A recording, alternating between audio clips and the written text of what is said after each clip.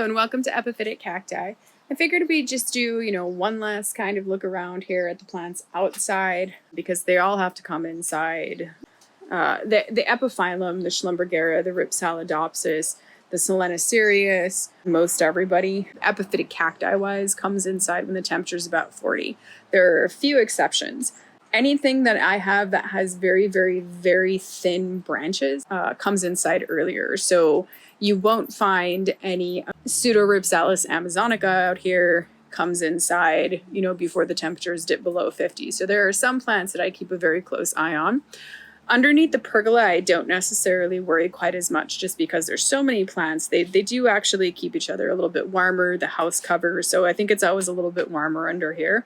Over here where there used to be like a ton of orchids, there was kind of a little orchid wall that was over there. They are MIA because those guys all come inside when it's about 50. There are still a few straggling orchids out here that I have yet to move in, but they'll all be coming in.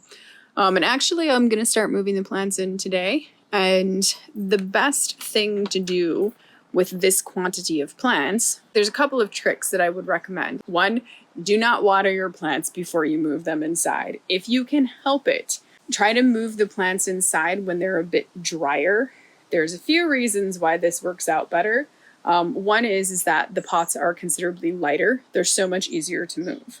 Two is that they will actually adapt a little bit better if they're not soaking wet when they move inside. So you don't bring them inside and water them, you just bring them inside and let them kind of adapt to their new environment for, like 2-3 weeks or whatever before you really start trying to, deal with them in any real way. Another trick that I have that I think is really useful is if you have a really large collection like mine, don't move all those plants in all at the same time. Keep a really close eye on your temperatures and start moving them in phases. So I know that it's supposed to be, it was Wednesday, but it's actually changed to Thursday and today is Sunday. I'll start moving them in small batches today. So I won't do it all in one day. From experience, I actually really hurt my shoulder last year trying to move all of the plants in one day because I didn't keep an eye on that kind of thing. So there's a few kind of tips from some bad experiences that I've had. I do want to give a shout out to this plant right here, Jonas Dew. I love this plant. This plant could never bloom and I would still love this plant because I think it's beautiful and it grows very well. The yard, you can see there's some more babies here. You can see all the leaves falling and you can see over there on the fence the leaves changing color and stuff. So yeah, definitely coming into fall time. There is, going down my stairs, even more plants. Here is kind of the outside of the pergola, which I don't think I've ever shown, but I'm actually showing this for a subscriber. Pergola is really one of the reasons why I bought the house, because when I saw it, I thought, oh wow, I can hang so many plants off of that pergola. It was actually built for a hot tub, I think, or a sauna or whatever to go inside of here. So these boards that were actually put on the frame like this, alternating in and out, the reason why those boards were put there like that was for privacy. But, obviously it serves as a wonderful plant hanging sort of contraption.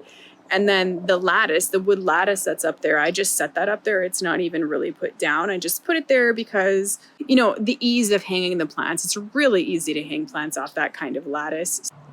Out here on the outside of the pergola, I tend to put plants that don't really do all that well, or maybe they're spotty or sickly looking or, things like that. And not all of the plants are actually going to make it in this year because this is the first year, as difficult as it is the first year that there are going to be some plants that I'm not going to keep because I've had them for, if I've had them for 2 years plus and they're really just struggling to hang on, or they're just really struggling in different ways, it's something that I don't think that I'm going to keep.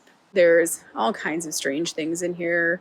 There's all kinds of weird species. There's a lot of Aporophyllum and Cactus hanging around in there. There's a ton of Schlumbergera. There's several Weberoserius kids. Over here you can see there's some of these kids. I want to give a shout out to a kid in here because I think this is so cool.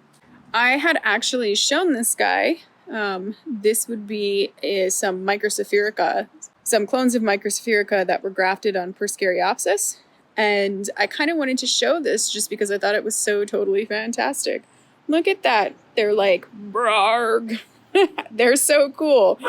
Yeah, so they're just kind of throwing out growth wherever possible. Really, really cool. Great way, I think, to grow things that can actually be a little bit tougher to grow. All of the Cacti and Hage kids from earlier this year, they're all still just doing really well.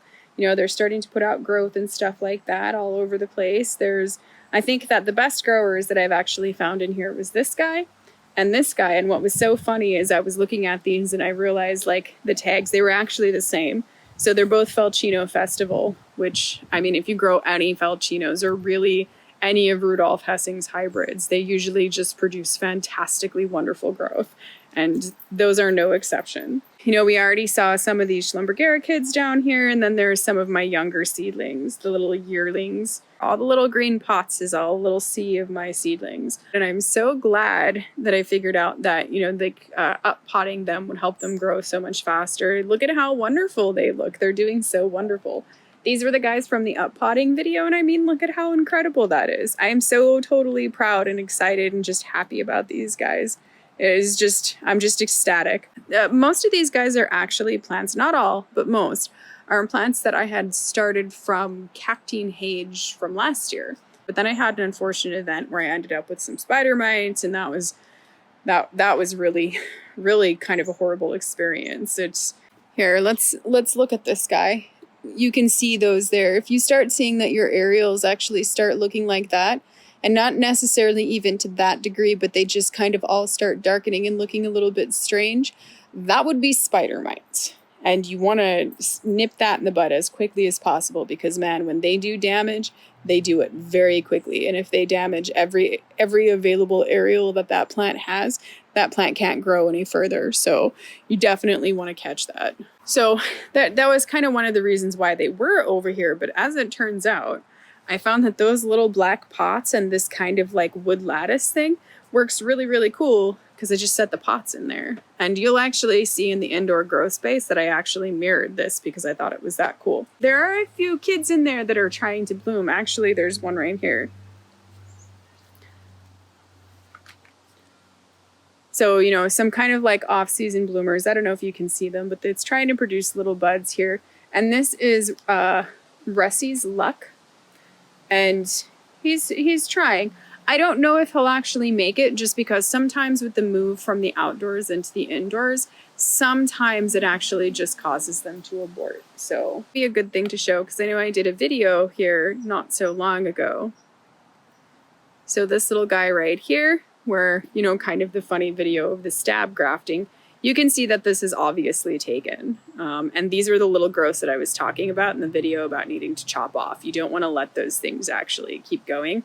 And one thing that I think might be a reality is that if you cut these leaves off, I actually think that it might grow better just in general if you just cut them all off.